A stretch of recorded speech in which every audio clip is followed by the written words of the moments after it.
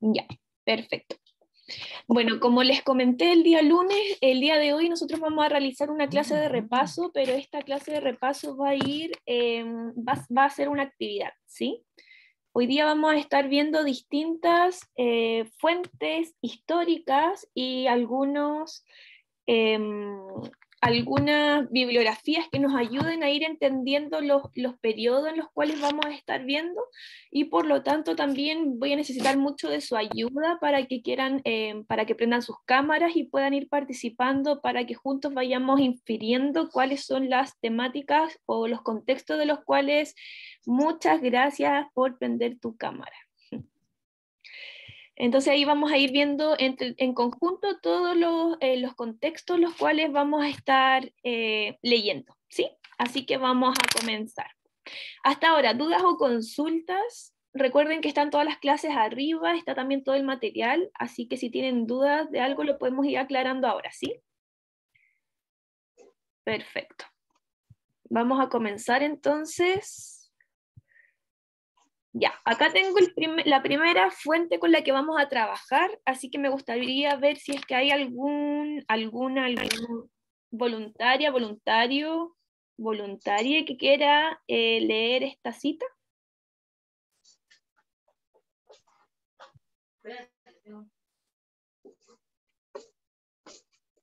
Vamos,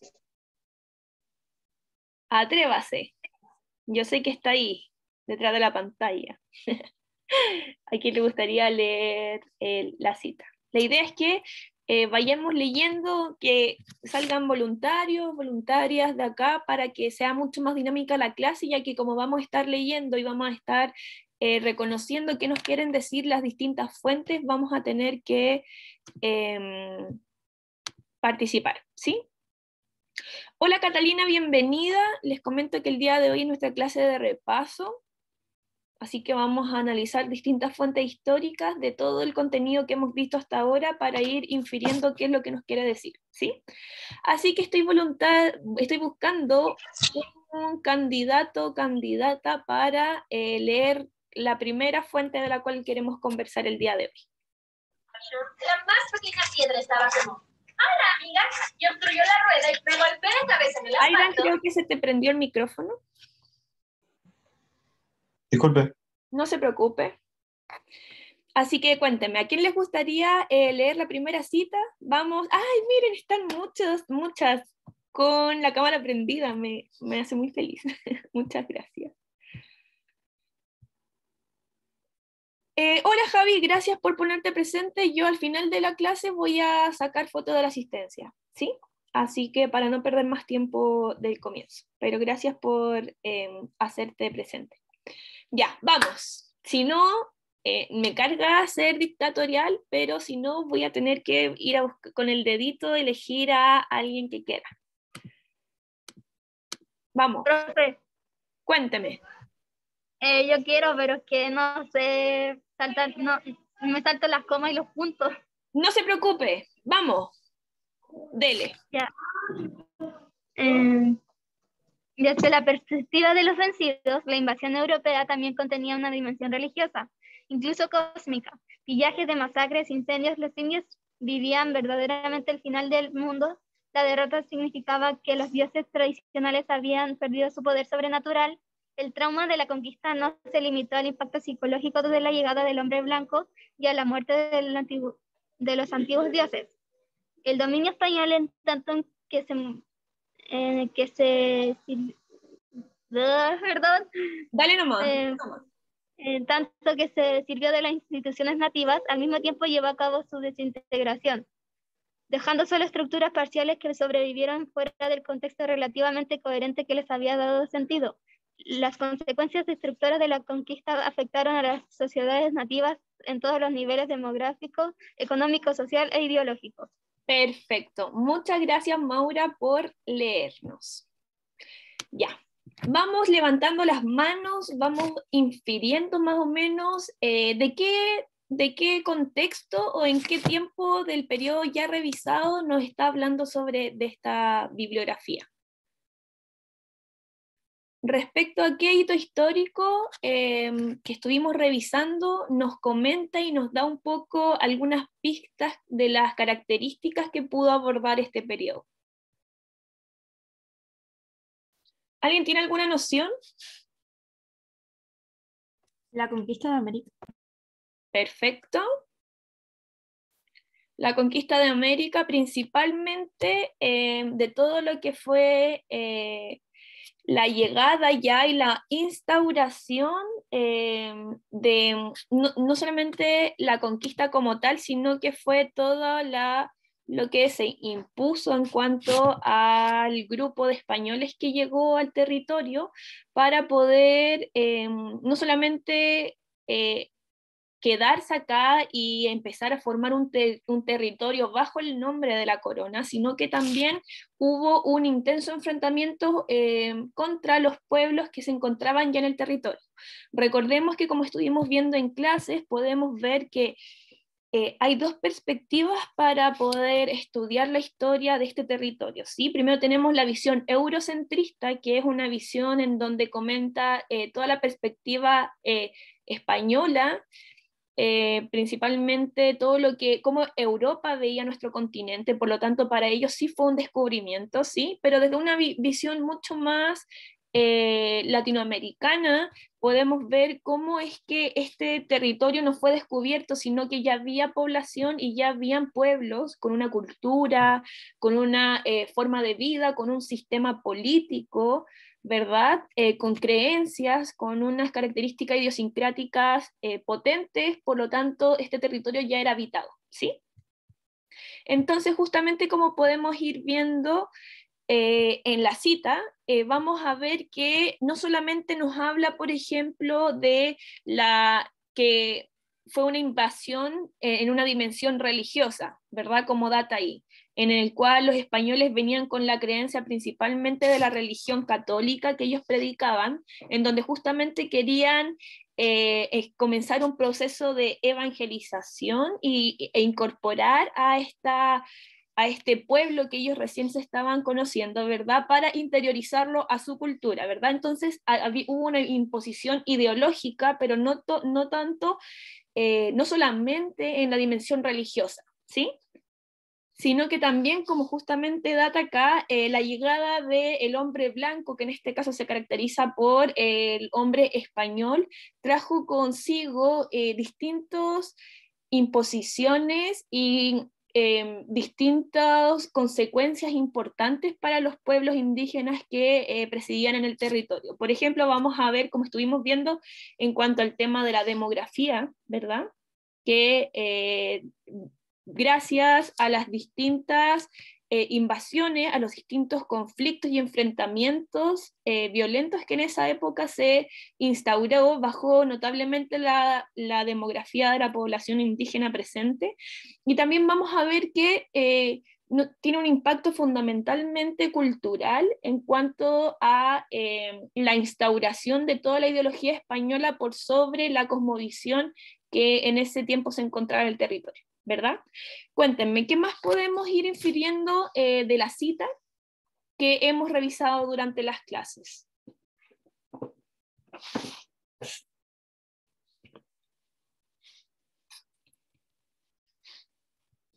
¿Alguien tiene alguna opinión, alguna cita de todo esto que estamos viendo, alguna frase específica que le resuene o que lo pueda relacionar con los contenidos vistos?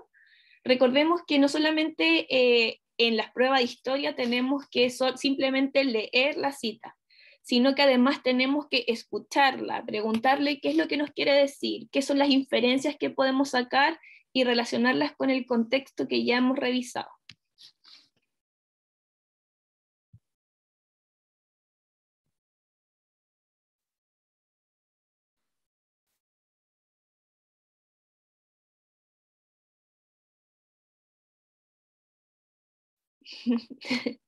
Vamos, yo confío en que ustedes saben.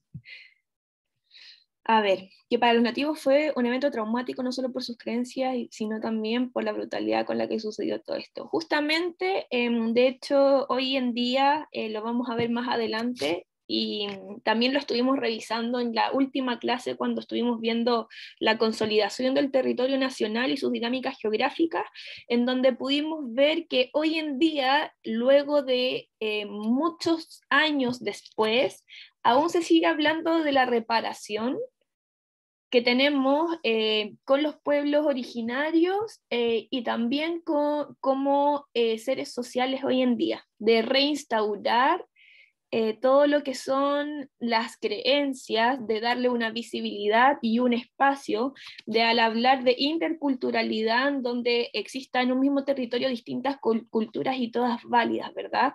Porque justamente hoy en día del pueblo que más se habla es del pueblo mapuche, pero siempre se habla desde una perspectiva pasada, como que el pueblo mapuche fue, el pueblo mapuche estuvo, existió en tal lugar, ¿verdad? Pero tenemos que entender que hoy en día aún sigue siendo un pueblo predominante, es actual.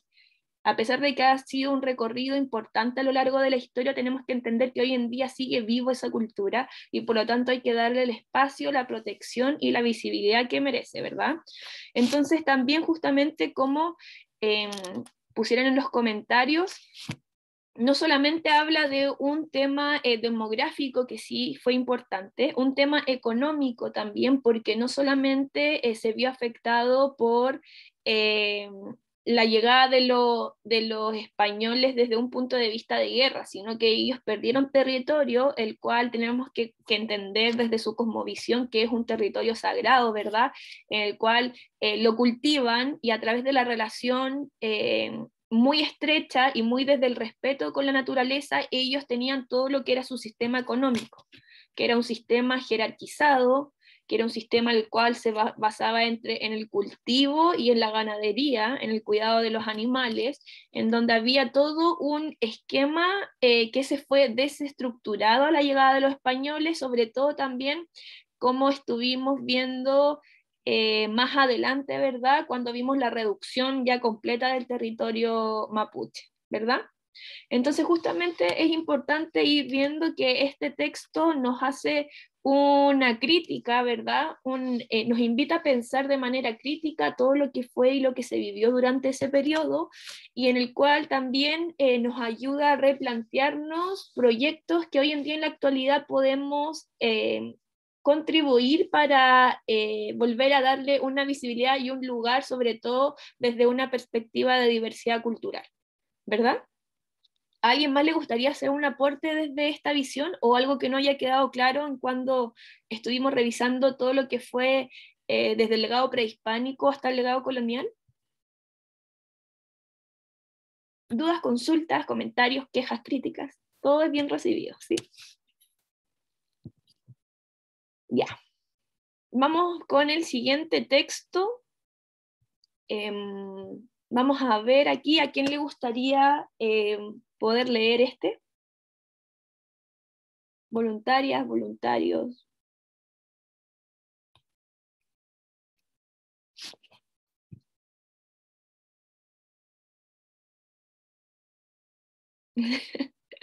¡Vamos! Que se note que es día miércoles.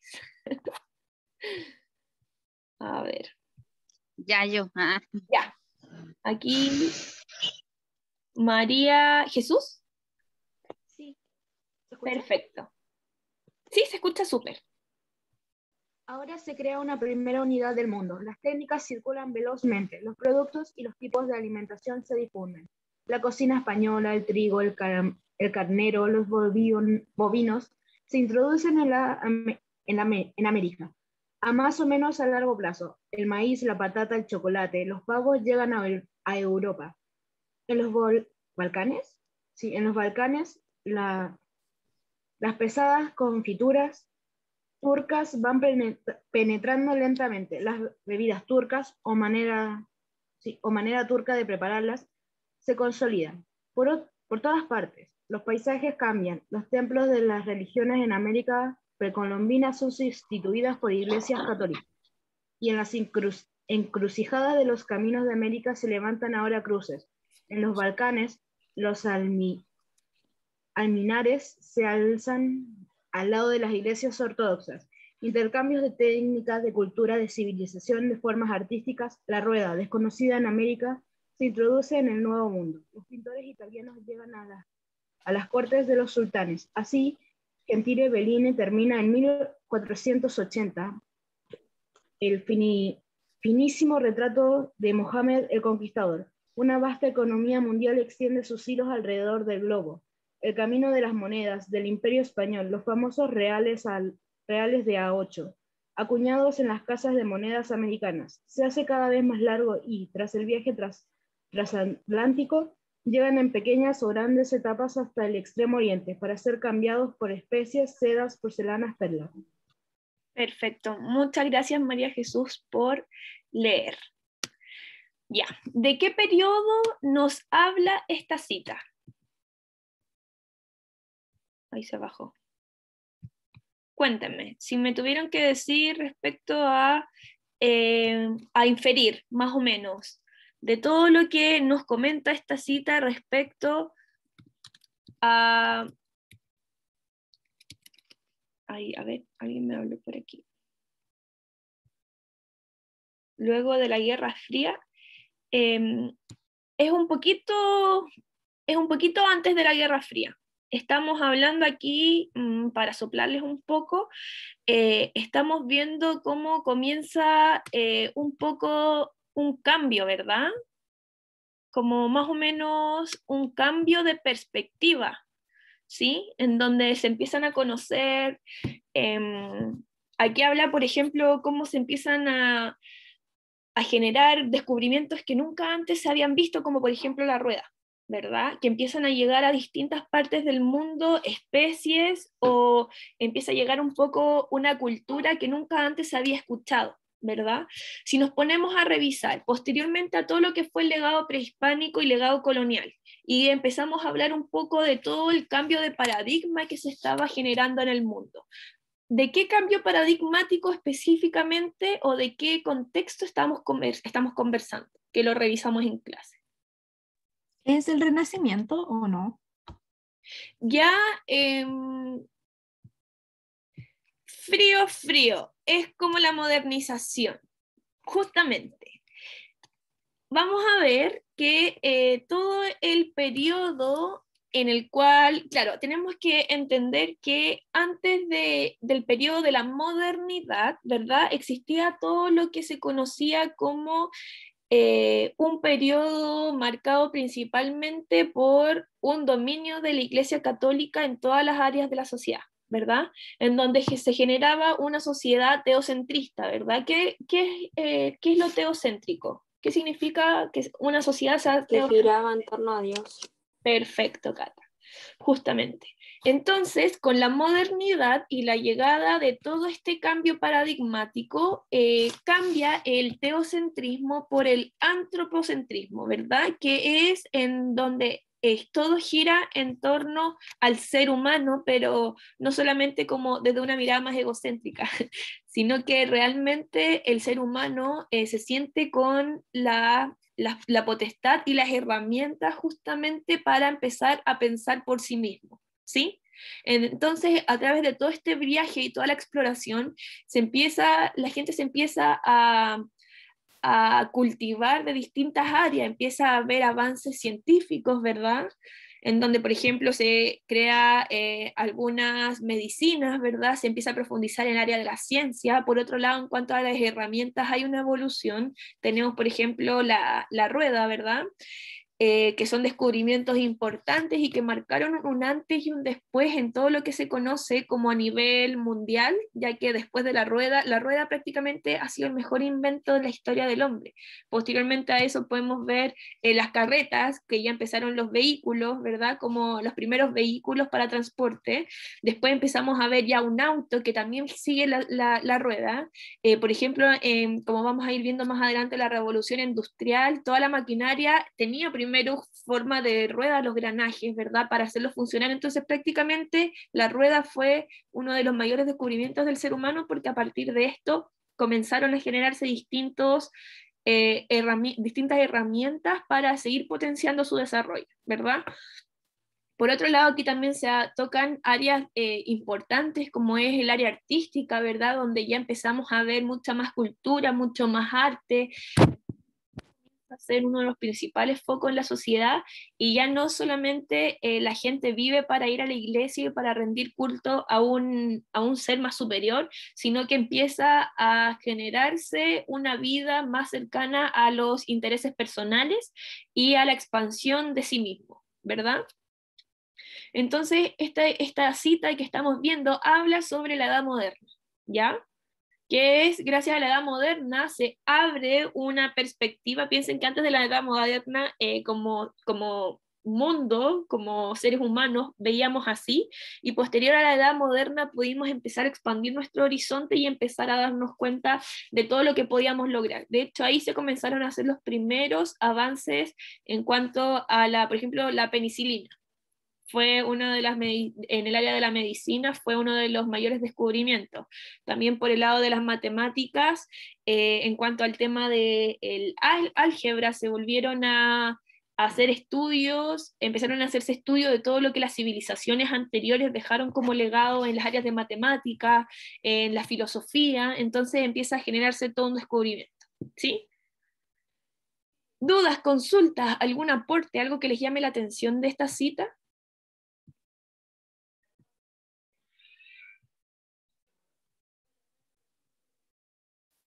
¿Mm?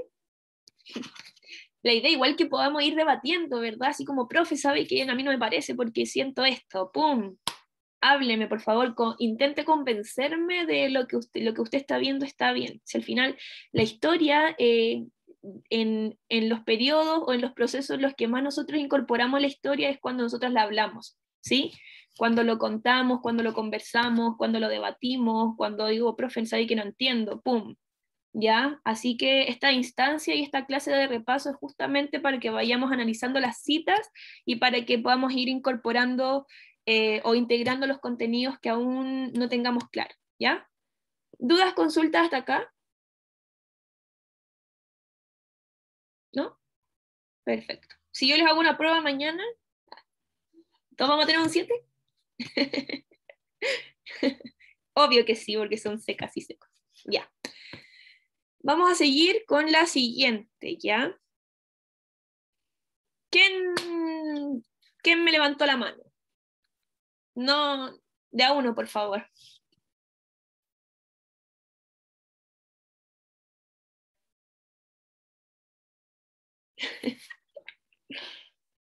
Vamos, ¿a quién le gustaría leer esta cita para poder inferir qué es lo que nos tiene que decir?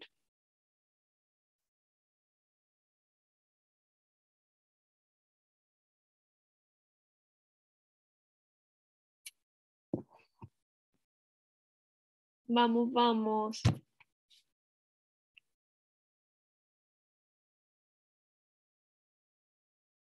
Yo, profe. ¿Quién dijo yo? Yo, Constanza Hernández. Ay, Connie, hola, ¿cómo estás? Hola.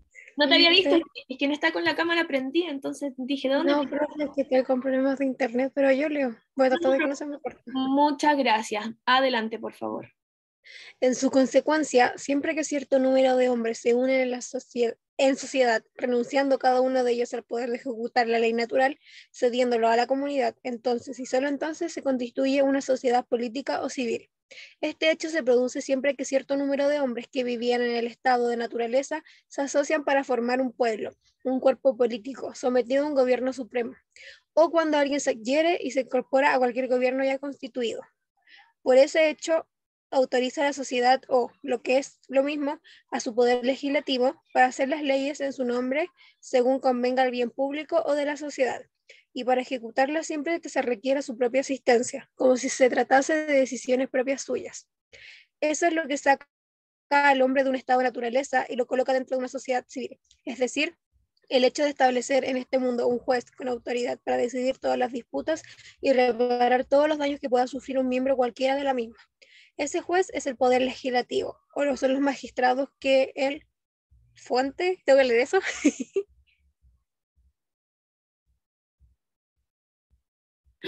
No, o lo son Ya. los magistrados que él. Señales, supongo. Sí, sí, Ya. Está mal pegado. Siempre que encontremos a cierto número de hombres asociados entre sí, supongo, pero sin disponer de ese poder decisivo a quien apelar, podemos decir que siguen en estado de naturaleza. Perfecto. Muchas gracias, Connie, por leerlo. Ya, aquí nosotros vamos avanzando un poco más en la materia, ¿verdad? En este contexto, ¿de qué nos estamos refiriendo o a qué temática vista en clase la podemos relacionar?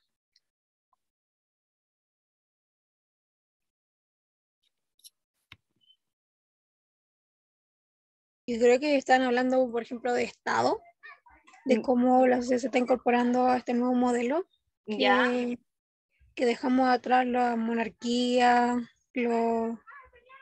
esas formas de gobierno y entramos a una donde hay como más democracia. justamente esto fue lo que estuvimos revisando en las clases de Estado-Nación, ¿verdad? Y vimos este personaje, John Locke, que fue un filósofo importante y un médico también, pero ¿alguien recuerda cuál fue la importancia de él en todo lo que fue el periodo de Estado-Nación? Que lo revisamos en clase. ¿Alguien recuerda qué papel o qué importancia tuvieron las ideas de John Locke en todo lo que se entendió y que estuvimos revisando como en Estado-Nación? Que él fue el padre de ellos, ¿no? Él fue como uno de los mayores exponentes. Justamente, justamente. Cuando nosotros hablamos de John Locke, vamos a entender que él plantea ideas súper importantes como por ejemplo lo que significa soberanía, ¿verdad? Soberanía o poder político. Nosotros vamos a entender y vamos a poder inferir en cuanto a lo que plantea John Locke, que habla respecto a que el poder político está sobre las personas que conforman la sociedad. ¿Sí? No solamente frente a no es un monarca absoluto que posea todo el poder político para instaurar y llevar a cabo todo lo que es una nación o, o el poder respecto a todo un territorio, ¿verdad? Sino que él habla sobre unas cosas, unas ideas que vienen también con un poco de todo lo que fue la idea ilustrada, ¿verdad? De toda esa influencia. Entonces vamos a poder ver que él habla sobre un liberalismo político, ¿verdad? ¿Alguien recuerda qué es lo que es el liberalismo?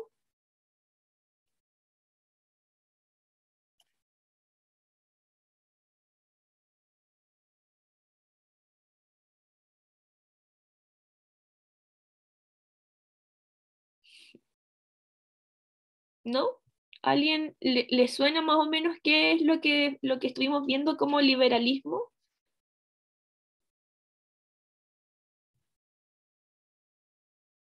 Pero es que la verdad a mí me suena, pero no me acuerdo muy bien de lo que se trataba. Ya, no se preocupe. El liberalismo es una corriente ideológica muy importante en todo este periodo, sobre todo en cuanto a la conformación de Estado-Nación, principalmente porque plantea, primero que todo, ideas como justamente plantea John Locke, en la cual habla respecto a que todo el poder político de un territorio se basa en las personas que conforman ese territorio, ¿sí? Entonces, si yo en una sociedad tengo un monarca, el cual tiene todo el poder, tanto cumple con los tres roles que hoy en día conocemos, sino que solamente se instaura en una persona y esta persona domina todo un pueblo, finalmente es una crítica hacia todo lo que era el modelo de monarquías que hasta ese momento se conocía, ¿verdad? Ya que hay que recordar que posteriormente como a todo el tema de las ideas de Revolución Francesa, en donde se habla de la igualdad, de la libertad y de la fraternidad, comienza a generarse todo el movimiento del liberalismo que al final es una filosofía política que intenta instaurar como base la libertad de la persona como un ser individual, ¿verdad? Y por otro lado, ¿qué es lo que pone? Que intenta generar una limitación a todo lo que se entiende como el poder del Estado para que justamente recaiga sobre las personas. Justamente también se habla María José va muy bien cuando nos comenta que existe propone la igualdad ante la ley, es decir, todos somos sujetos de derecho, en donde nosotros tenemos un derecho a la vida por ser personas, claramente. Entonces también habla de que todos somos iguales ante la ley. Y recordemos que en esa época principalmente se generaban muchas castas sociales, sobre todo en la Edad Media, en donde si tú nacías en algún estrato social, morías en un estrato social, ¿sí? Sin derecho socialmente a poder ascender en estas pirámides. Entonces aquí habla de una postura mucho más amena, en donde nos ve a todos iguales ante la ley. Por otro lado, también justamente habla de la separación de los poderes, en donde ya no solamente recae en una figura de monarca, como mencionamos, sino que se pueden generar un Estado en el cual separe los tres poderes. ¿Cuáles son los tres poderes? Los tres poderes del Estado. El ejecutivo, legislativo y judicial. Perfecto. Perfecto. Entonces, ¿qué es lo que vamos a ver? Que justamente quiere quitarle el poder al Estado y también ponerlo en las personas que conforman la sociedad, ¿sí? O sea, que las personas tengan voz y voto en todo lo que es. Perfecto. Y derecho a la protección privada, justamente también defiende la protección de la propiedad privada y también defiende las libertades del sujeto por ser un sujeto individual, ¿sí? Entonces es muy importante ver cómo las ideas de John Locke afectan y son un punto de inflexión en todo lo que es como la historia, ya que podemos ver que hace un pensamiento crítico desde el cual nace todo el concepto que hoy en día entendemos como Estado. ¿Ya? Entonces es uno de los pilares fundamentales para instaurar todo lo que fue el proceso de Estado-Nación, el concebir a una nación como tal y el poder desde ahí generar distintos acuerdos para instaurar un territorio que tenga un lugar determinado en todo el mapa, que tenga una cultura dominante, que tenga un sistema de organización tanto política como social, ¿verdad? Y también se pueda generar distintas cosas que van a la par, como sería la cultura, serían las características idiosincráticas de cada territorio, y así generar todo lo que se conoce como una nación, ¿verdad? ¿Dudas, consultas respecto a esto? ¿Hay algo de los cual el texto les hable que quieran compartir? Es importante que vayamos siendo muy meticulosos y seamos súper busquillas, así como que intentemos realmente hablar con el texto, preguntarle de qué contexto me está hablando, cuáles son las características que me entrega para entender qué es este contexto, a qué materia vista lo puedo relacionar. Entonces así nuestro trabajo cognitivo va a ser no solamente de memorización, sino que va a ser de integración, ¿verdad? Cuénteme, ¿hay algo más que les resuene respecto a las ideas de John Locke que podamos relacionar con la materia vista en clase? A mí me suena mucho estado de naturaleza, porque el caballero siempre hablaba de eso, que como que éramos muy animales y que al estar en una sociedad somos más civilizados, por decirlo así. Justamente, es que aquí propone que el ser humano es un animal social, ¿verdad? Pero lo define como animal social justamente, en donde habla también desde una mirada mucho más filosófica que debe haber un acuerdo, ¿verdad? Entonces eso habla como el contrato social. ¿Han oído hablar respecto al contrato social? Sí. Sí, profe. ¿Quién me dijo yo? Yo, profe, pero no Bueno, me acuerdo de lo que se trataba. Justamente estamos en esas clases Información ahora, ciudadana, sobre el de contrato cuarto, sí. social. Sí, perfecto, eso mismo. cuéntenos, apórtennos, qué es lo que les quedó de la clase, qué es lo que más les hace sentido, qué es lo que más o menos, qué entienden ustedes con sus palabras que lo que es un contrato social. Otra social para mí es como que recién terminó de hablar el profe. ¿Me escucha bien? Ay, se me cayó un poco la señal. ¿Ustedes me escuchan bien a mí? Sí, Profe, ahora Sí, sí. se escucha bien. Ay, ya me caí por un momento. Ahora sí le escucho perfectamente, cuéntame. Y para mí el contrato social, que es lo que me quedó grabado en la mente, como entender, que es cuando las personas, así nosotros, que estamos dentro de una comunidad, le entregamos nuestra facultad de poder tomar decisiones legislativas y que hagan por el bien común, y el Estado tiene que cumplir en que lo va a lograr, pero siempre pensando en el bien común de todo. Eso nos integraron harto, quería que sepa no un bien particular, sino para el bien de toda la sociedad. Está perfecto, perfecto. Justamente aquí también voy a complementar con lo que dice Martina. Me intriga cómo los líderes de esa época actuaron debido a las ideas de John Locke. Sí, es que justamente en este proceso existe todo lo que es, como menciona, el contrato social. ¿Ya? Es un poco más abstracto de todo lo que estamos acostumbrados a conocer, ya que tenemos que pensar que nosotros tenemos dos construcciones sociales, ¿verdad? Nosotros somos seres lingüísticos, ¿verdad? Somos seres que vivimos y existimos a través del lenguaje.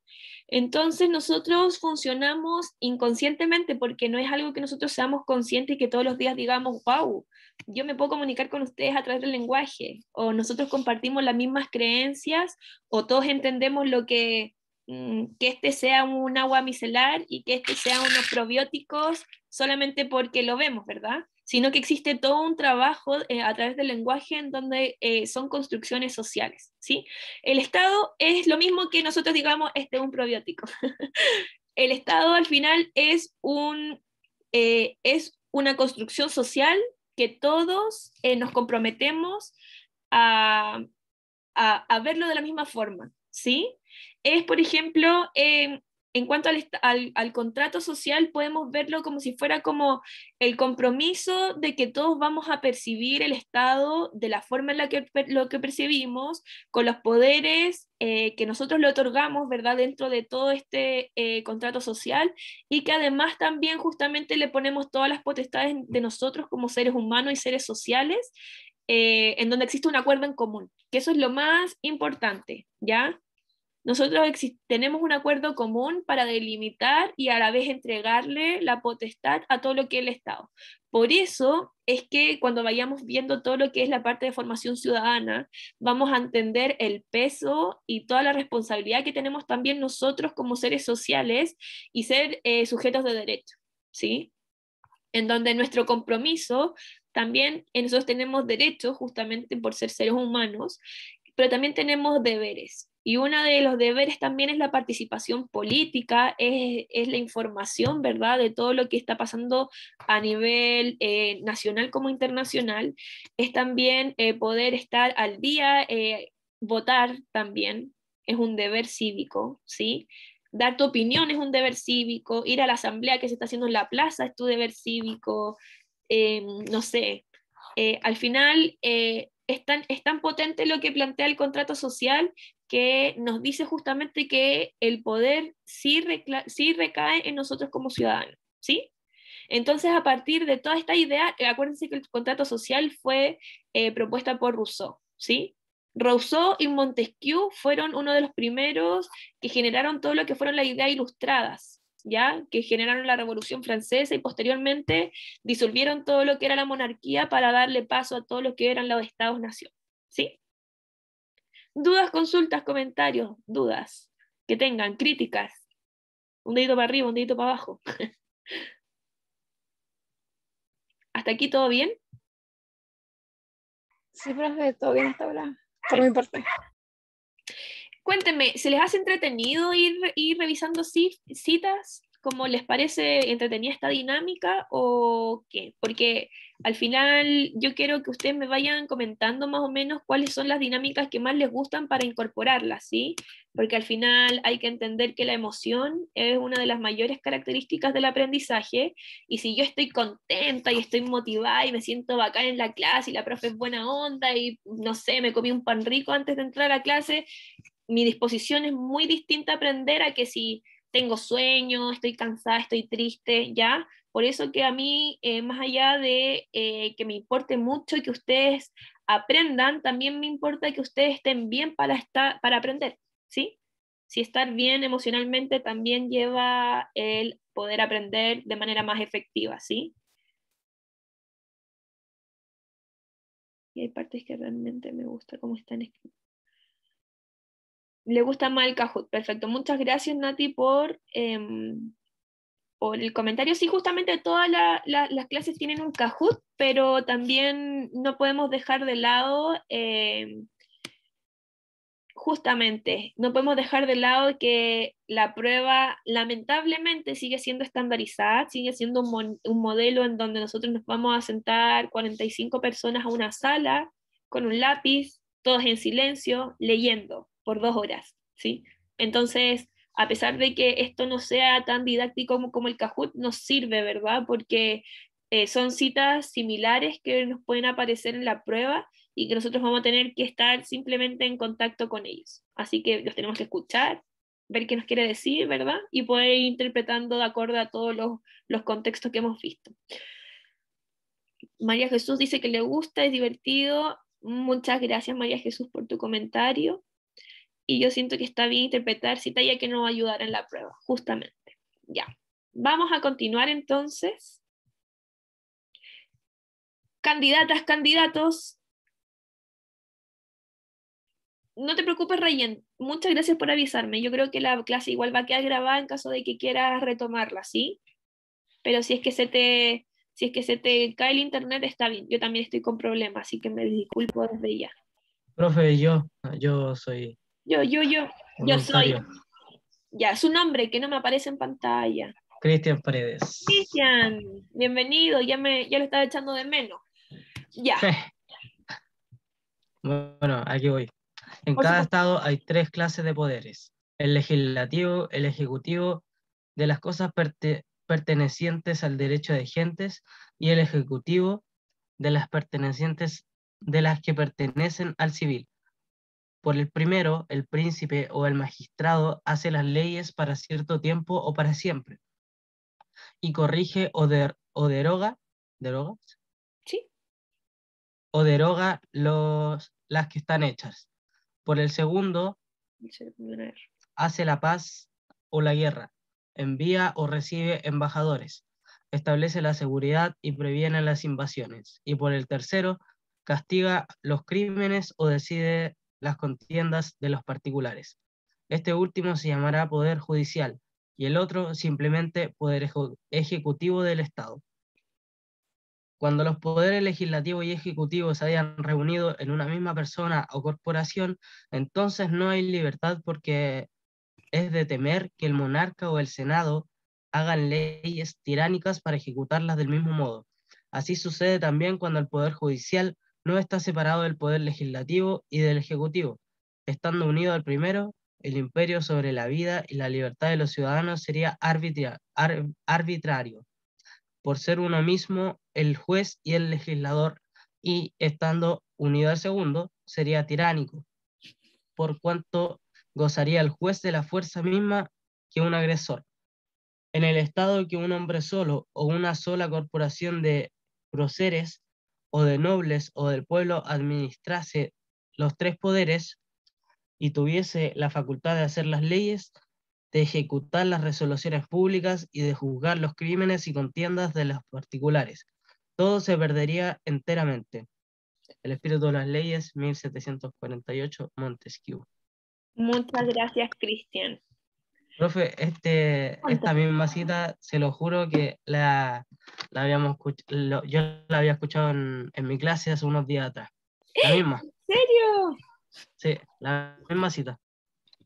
Me alegro mucho. Entonces, cuéntenos entonces, Cristian, aprovechando que tiene la instancia, ¿qué es lo que más destaca de esta cita respecto a todo lo que hemos estado hablando en el periodo de Estado-Nación? Sobre cómo decían que si los poderes se unían, ya era como que ya no teníamos libertad. Eso es como lo que más me sorprendió y que no entiendo. Hasta ahora no entiendo por qué dice eso. Ya, Si me lo podría explicar, por, le agradecería. por supuesto. Mire, hay que ver que en la Edad Media, esto hay que situarnos en Europa, ¿verdad? para poder entender todos los procesos que después desencadenaron como factores influyentes en América, ¿sí? Pero principalmente todo esto ocurrió antes en Europa, y ahí primero tenemos que ver que en la Edad Media se hablaba de monarquías, ¿verdad? Entonces la monarquía es una estructura social en la cual solo había una persona, en este caso el rey, el cual tenía las tres potestades que justamente habla aquí Montesquieu, ¿verdad? El legislativo, el ejecutivo y el judicial. Entonces, él decidía cuáles eran las leyes que se imponían, cuáles eran las que se derrogaban. Derrogar significa eliminar leyes, ¿ya? ¿Cuáles eran las que se derrogaban? ¿Quiénes eran los criminales? ¿Cómo se les pagaba o cuál era el castigo que se les daba, ¿verdad?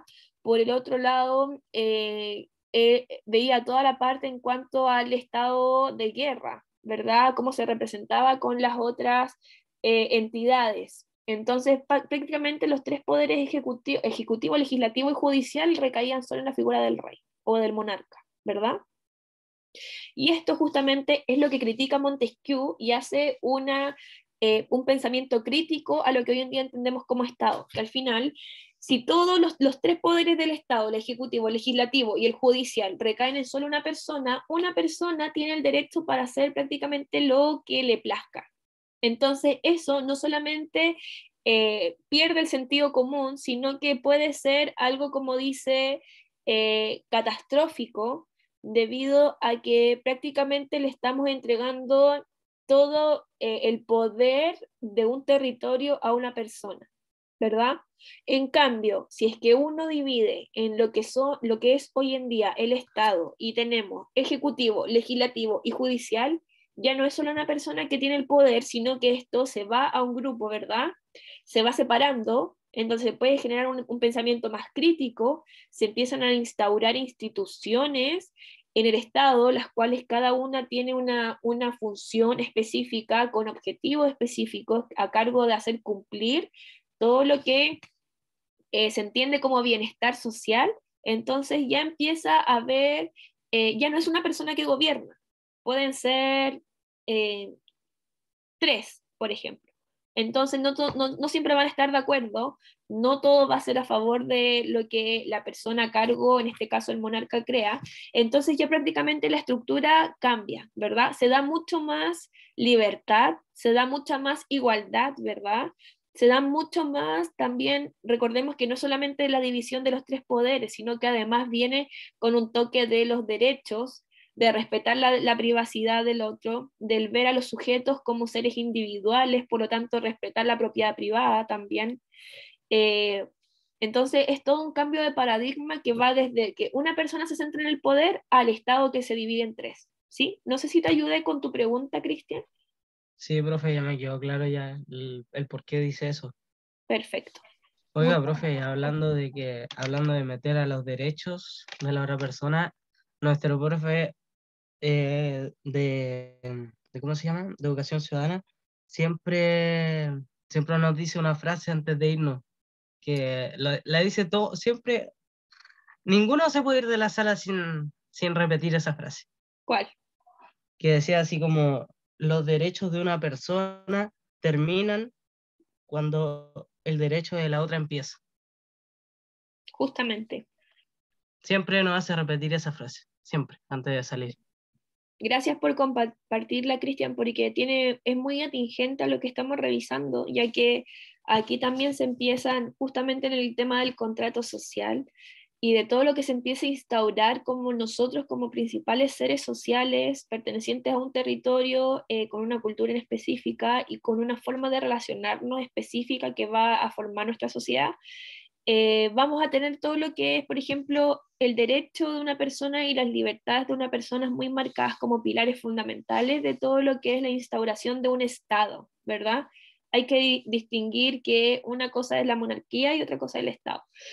Entonces, justamente la frase también se puede dar con la libertad, que mi libertad como persona termina donde comienza la de la siguiente. Y eso quiere decir de no transgredir todo lo que nosotros firmamos como contrato social. Es decir, yo al ser una ciudadana en este territorio, al haber nacido en el territorio chileno y tener un carnet que me diga que soy chilena, tengo que tener ciertos parámetros que esto nos establece en la Constitución, ¿verdad? La Constitución es la carta magna de cualquier territorio o nación en donde se da y se estipula todo, es como la carta directriz de todo lo que nosotros somos. Y ahí hay derechos en los cuales rigen principalmente por los derechos de la otra persona, por velar por el bienestar común, por el velar por el orden social, ¿verdad? Entonces, justamente la frase que tú nos compartes tiene mucho de eso, ya que al ser seres sociales y al decirnos ciudadanos, por ejemplo, en este caso de Chile, nosotros automáticamente también tenemos que interiorizar que no podemos transgredir el espacio de otra persona, las libertades de este, ni tampoco pasar a violar sus derechos, ¿verdad? A nosotros nos enseñó esa frase con el tipo de ejemplo, por ejemplo, de que ya uno quiere hacer un carrete, por decirlo así, con sus amigos y todo el tema, pero al lado hay una ancianita o un adulto mayor que tiene que ir a trabajar al siguiente día y que tiene que madrugar. Entonces, obviamente, por la música no va a poder dormir bien. Claro, Entonces ahí ya empieza el derecho de poder estar tranquilo en su propiedad, de estar en paz. Y justamente. ahí termina mi derecho porque estoy violando el derecho de otra persona a tener su libertad y tranquilidad. Justamente. Y eso también es algo que hoy en día es importante que se visibilice y se reconozca, ya que hoy en día nos encontramos frente a una realidad importante que ha venido datando desde hace mucho tiempo, que tiene que ver con la transgresión de la otra persona, tanto a nivel físico, ¿verdad? Hoy en día podemos ver una ola de secuestros importante, una ola de acosos también importante, una ola de situaciones que transgreden el derecho y que prácticamente violan el derecho a la persona, que es el derecho a la libertad justamente, entre otros derechos también. Entonces es importante hacer una revisión de que hay que entender que estas ideas son propuestas en 1748, ¿ya? Y hoy día, estando en el 2022, aún siguen habiendo factores sociales muy interiorizados en nuestro colectivo social, en nuestra construcción social, que nos hace creer que aún esto es solo una idea utópica, pero no se tiene que llevar a cabo en la realidad, ¿verdad? Entonces, eso también, el entendernos como sujetos de derecho, el tener el límite, mi libertad comienza donde termina o sea, mi libertad termina donde comienza la libertad de la otra persona, nos hace también poder incorporarlo a nuestro día a día como sujetos sociales y poder instaurar un límite que propicie el bien común y el bienestar para todas y todos, ¿verdad? Muchas gracias, Cristian, por compartirnos esta frase. ¿A alguien más le gustaría hablar sobre esta frase? ¿Algo que le resuene de lo que estamos conversando, que quiera aportarnos?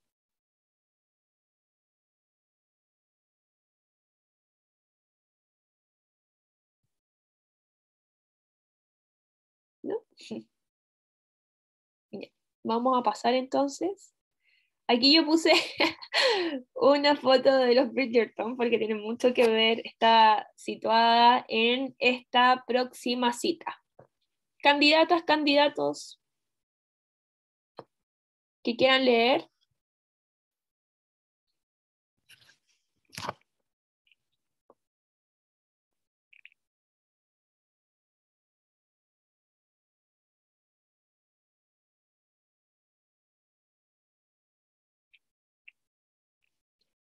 No se amontonen, por favor. La idea es que igual se interioricen, puedan conversarlo, puedan leer también. Yo lo leo. Adelante, Maura. No soy la Nati. Ay, es que me aparece en verde la Maura. Ah, ya. Ya. A ver, ¿dónde está? ¿Dónde está? ¿Dónde está? Que no la veo. No me parece. Aquí estoy. Ay, qué no verla. Adelante, por favor, Nati. Ya. La burguesía domina. Ella es la nueva aristocracia, la nobleza del siglo XIX. La burguesía domina porque maneja todas las fuerzas sociales, porque posee las fuentes de riqueza, los instrumentos de trabajo, el crédito. El gobierno es tributario suyo, igual que la nación. Por ella el pueblo vive, por ella muere. Ella es, en fin, señora y reina del mundo social. Este dominio está consagrado, proclamado por las instituciones políticas. Es la burguesía quien hace la ley y quien la aplica. Muchas gracias, Nati. Ya. Si es que esta cita nos habla respecto a la burguesía, cuéntenme entonces, ¿qué es la burguesía?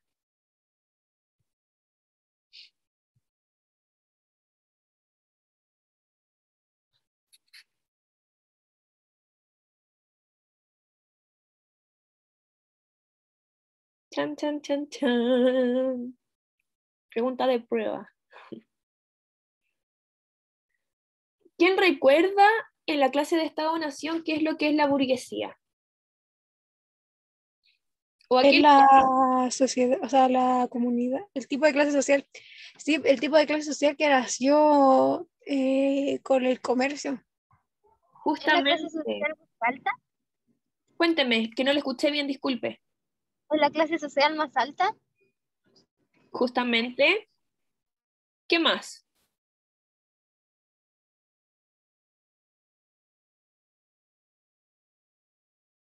Si yo les hablo de clase social alta, ¿qué características tenía esta burguesía respecto también a lo que nos puede mencionar el texto?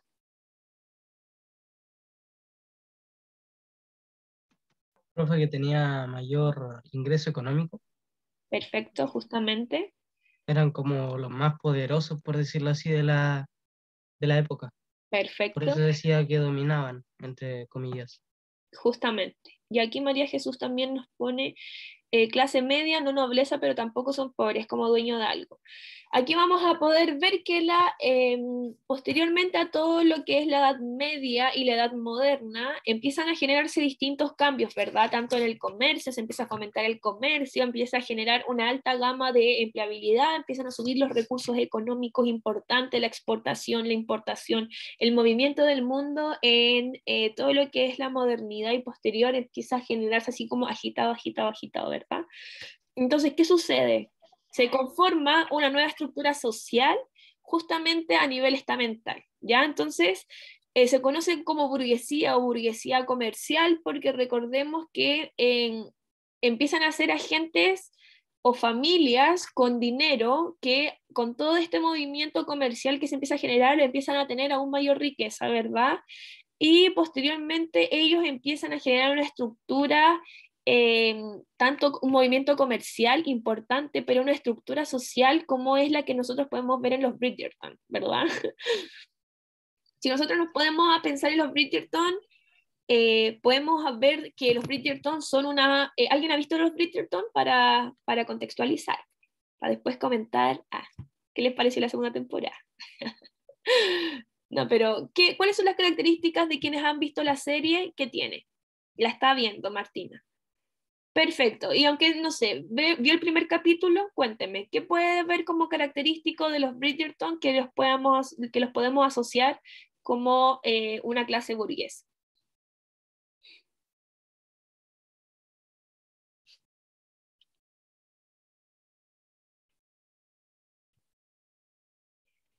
El estatus de las personas en la sociedad.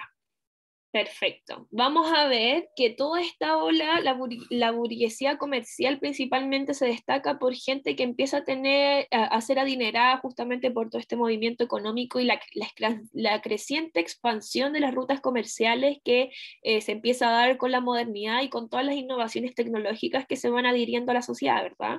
Vamos a ver que en la burguesía justamente tenemos tres clases sociales, ¿verdad? Primero tenemos la burguesía alta, que aquí estaban todos los altos empresarios, los banqueros, los quienes eran dueños de las industrias comerciales, de las primeras fábricas que se comenzaron a generar, ¿verdad?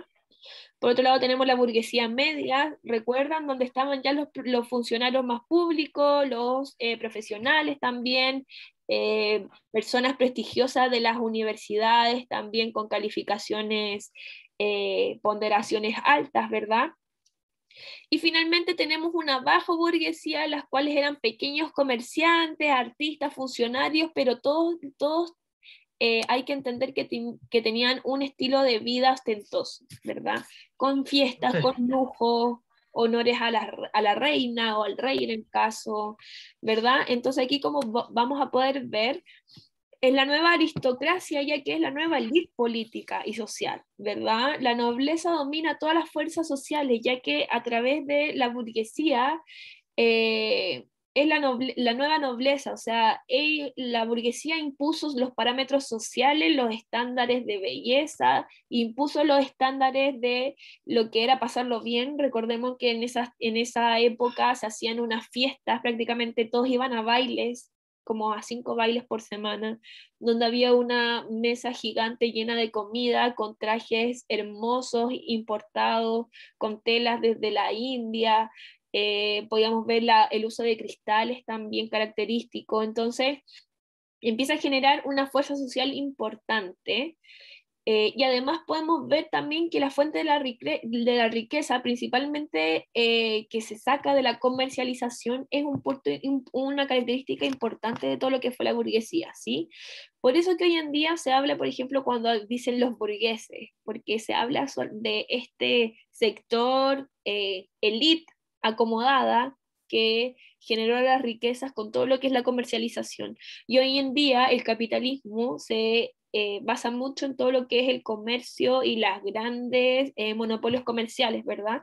Entonces vamos a ver que estos burgueses que se pueden ocupar con términos hoy en día data de esto, de un sector, una nueva estructura social dominada principalmente por el dominio de riquezas económicas en base al comercio. Cristian, cuénteme.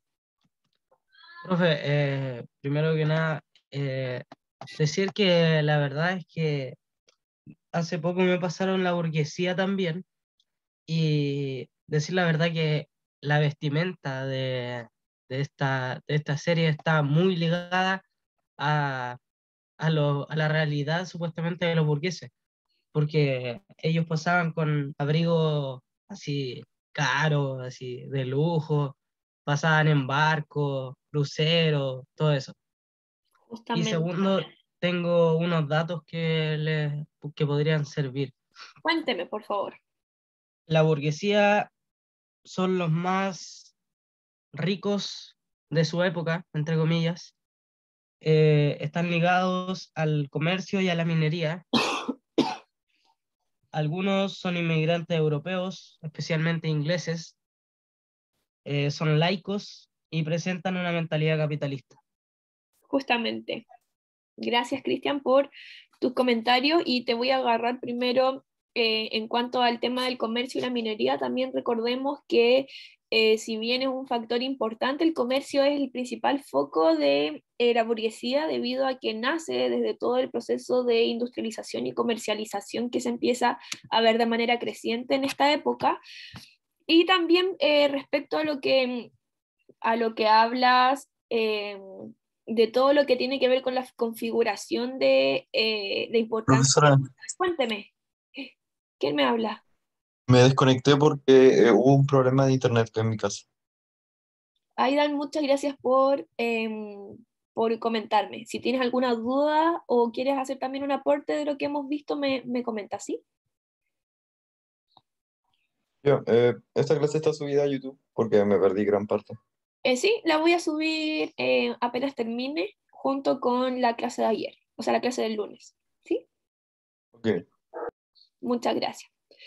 Y justamente, Cristian, ¿me puedes repetir el último dato que me diste? Sobre que presentan una mentalidad capitalista. Eso, muchas gracias.